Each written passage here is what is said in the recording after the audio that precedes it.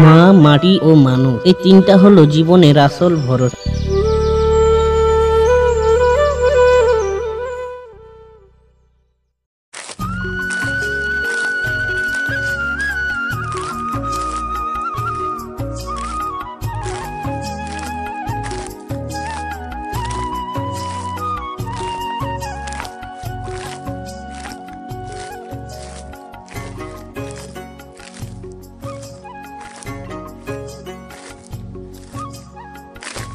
ওগো শুনছো, তাড়াতাড়ি চলে এসো, জলখাবারটা খেয়ে নাও।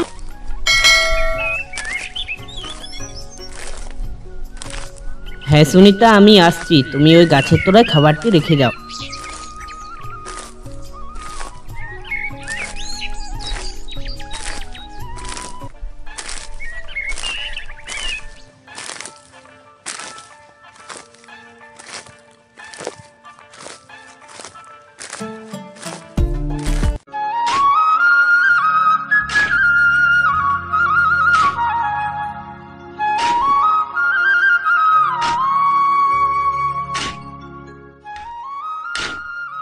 বাবা, আমিও তোমার মতো এই মাঠে কাজ করতে চাই। তা তো ঠিকই, কিন্তু বাবা, মাটির সাথে বন্ধুত্ব না করলে তা তো আর সম্ভব নয়।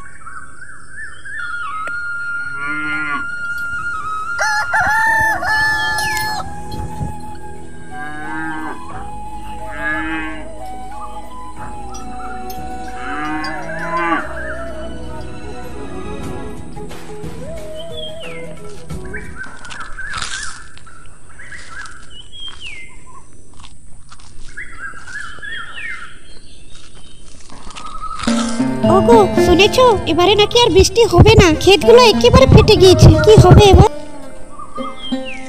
ও সুনিতা, তুমি শুধু শুধু চিন্তা করো, জীবন যেভাবে আসে সেভাবে গ্রহণ করতে হয়। তুমি খাবারটা খাও, বেশি দুশ্চিন্তায় পড়ো না, বুঝেছো?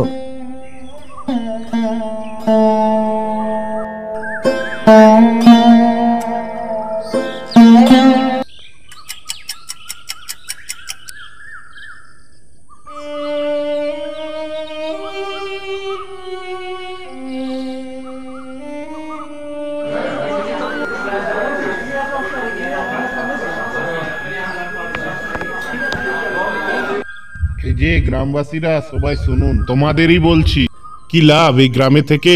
বর্ষার তো কোনো দেখা নেই। আমি বলছি সবাই মিলে এখান থেকে শহরে চলে যাও, এই গ্রামে থেকে আর লাভ নেই আমাদের।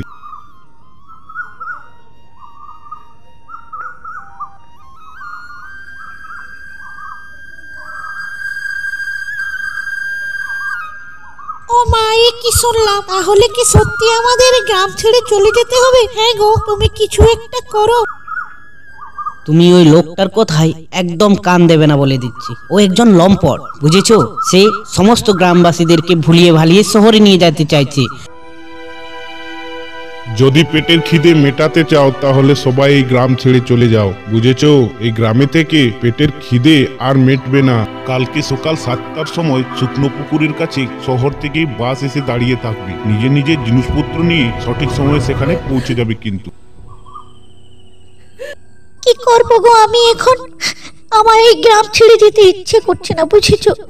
তুমি তুমি পারবে কিছু একটা করতে? ও সুনিতা, মুছে ফেলো এই চোখের জল, মুছে ফেলো, বুঝেছো? কি হবে কান্না করে বলো? আমরা এই মাটি ছেড়ে কোথায় যাব বলো? শহরে গিয়ে কি করব আমরা? আমার উপর ভরসা রাখো সুনিতা, আমি এই গ্রাম ছেড়ে কোথাও যাব না, আর কাউকে যেতেও দেব না, বুঝেছো? আমার উপর একটু ভরসা রাখো, কাল সকাল হলেই আমি কিছু একটা করবই নিশ্চয়ই, এই তোমাকে আমি প্রতিজ্ঞা করলাম।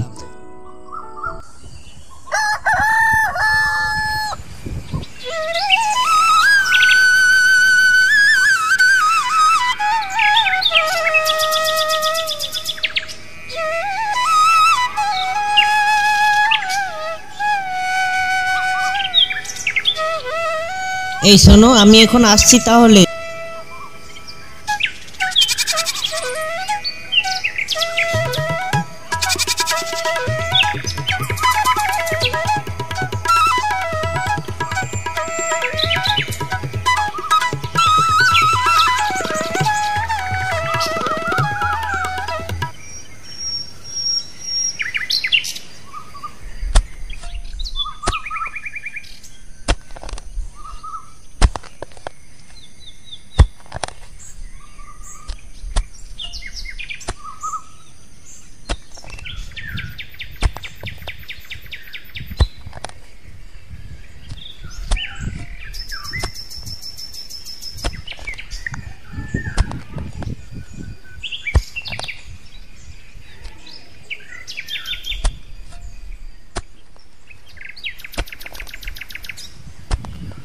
ওই দেখ হরিপদ কাকা একা একা এই দুপুরবেলায় খনন করছে।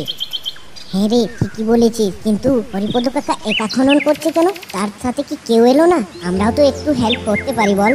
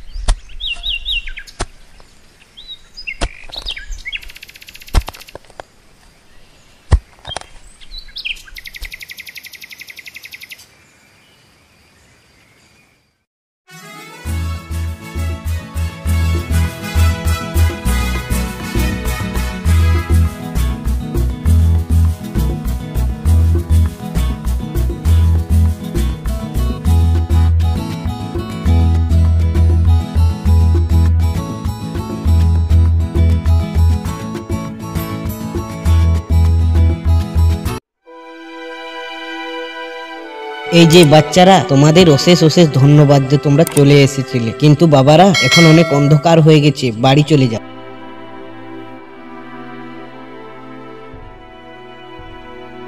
কিন্তু বাবা, অন্ধকার কি আমাদের একা হয়েছে? তোমারও তো অন্ধকার হয়েছে, তুমিও চলো বাড়ি। মা আমাদের জন্য বাড়িতে একা একা বসে খুব দুশ্চিন্তায় থাকবে, তাই বলছি চলো।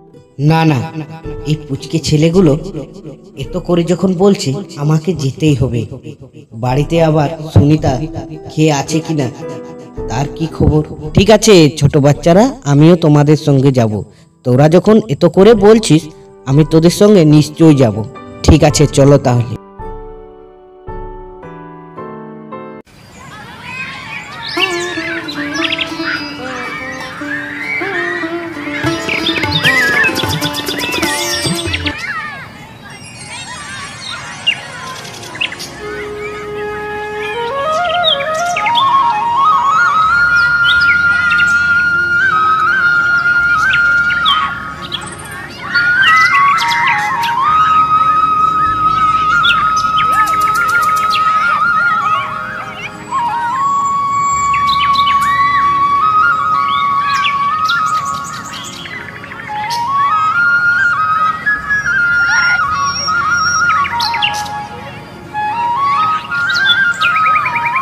সত্যি রে সুনিতা, তোর কি কপাল রে, এরকম বোর জুটেছে তোর। আজকে তোর বোরের জন্য আমরা সবাই শান্তিতে এটা তুমি ঠিকই বলেছো দিদি, সত্যি আমার কপাল যে আমি এরকম পুরুষ পেয়েছি। আজকে আমার সাথে সাথে সমস্ত গ্রামবাসীদের চোখ উজ্জ্বল হয়ে আছে।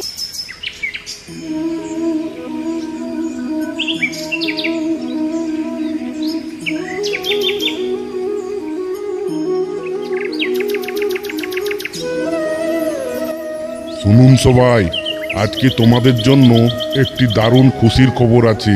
আমাদের এই গ্রামে একটি নতুন ইতিহাস তৈরি হয়েছে, আর সেটি করেছে এই হরিপদ। সে একা দুপুরে গিয়ে মাটি কেটে খনন করে পুকুর তৈরি করেছে, বুঝেছো? তাকে অশেষ অশেষ ধন্যবাদ জানাও।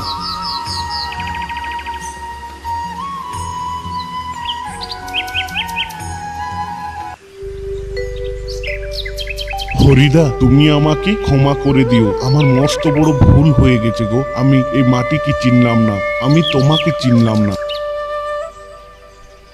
আরে না না ভাই, এটা বড় কথা নয়। তুমি তোমার ভুল বুঝতে পেরেছো, সেটাই হলো বড় কথা। এই মাটি হলো আমাদের মা। এই মাটি ছাড়া আমরা কিচ্ছু নই রে ভাই। মাটি হলো আমাদের বন্ধু। আমরা বাঁচতে গেলে যেভাবে মাটির প্রয়োজন হয়, তেমনি ভাই যখন আমরা এই দেহ ত্যাগ করি, সেই তখনও কিন্তু মাটিরই প্রয়োজন হয়। তাই মাটি হলো সব থেকে গুরুত্বপূর্ণ।